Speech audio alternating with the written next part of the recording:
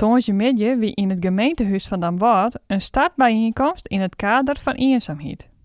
We willen een coalitie starten en Joert is eigenlijk de startconferentie daarvan en dat is de coalitie Kom erbij.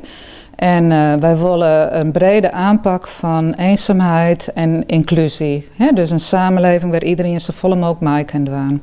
Nou, wij proberen die zaken bij elkaar te brengen. Dus vanmiddag gaat het hier over van partners bij elkaar brengen. Dus al je mensen die al op die thema's al zaken doen. Vervolgens willen wij ook mensen erbij beloeken die tot de doelgroep beheren, zeg maar. En daarna is het nodig, denken wij, om naar de toekomst te zien van hey, kunnen we dit in stand houden en elkaar versterking bouwen en dan moet je het gewoon volgen bouwen. Dus het is net alleen nog maar van nou, het is ook voor in de toekomst. Troch de gemeente Noord-East-Friesland en Douwterbediel binnen de 4 pijlers tekenen van het actieprogramma 1 tegen eenzaamheid. Het programma 1 tegen eenzaamheid is door Hugo de Jonge gestart. Omdat er een trend is dat er komen steeds meer ouderen in Nederland. En de eenzaamheid onder ouderen is het allergrootste. En eenzaamheid, of iedereen heeft wel eens in zijn leven een periode dat je je eenzaam voelt en het hoort bij het leven. Maar als je op een gegeven moment ernstig eenzaam bent, dan heeft het echt ook fysieke gevolgen. Tast het je gezondheid aan, tast het je levensplezier aan en kan het ook zelfs je levensduur aantasten. Dus vanuit het ministerie of door Hugo de Jonge is gesignaleerd van hey, we hebben hier echt een maatschappelijk probleem en met dat we enorm aan het vergrijzen zijn, wordt dat probleem alleen maar groter de komende jaren.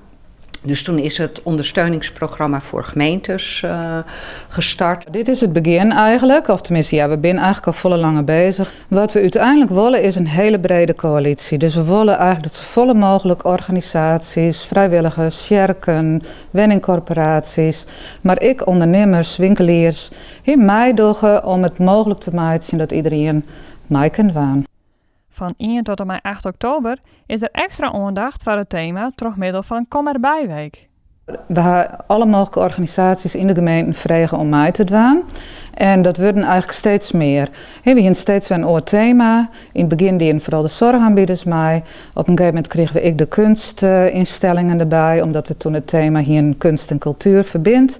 Vorig jaar hier het thema zingeving. Nou, toen kregen we ook de kerken er wat meer bij, de geestelijke verzorgers enzovoort. Dus elke keer hebben we een nieuw thema en elke keer breidt ons netwerk zich uit. Dit hier is het thema wij. En in deze weken gaan we ons vooral richten op het inclusieve denken. En we willen dan heel graag dat mensen hun eigen ervaringen kunnen delen. Dus we hebben werkgroepen voor mensen, voor ervaringsdeskundigen, mensen die zelf les hebben van bepaalde dingen, waar we net meidwaan kennen in de samenleving. En die willen we aan het woord laten. En die gaan ik mij denken in het project Inclusieve Samenleving.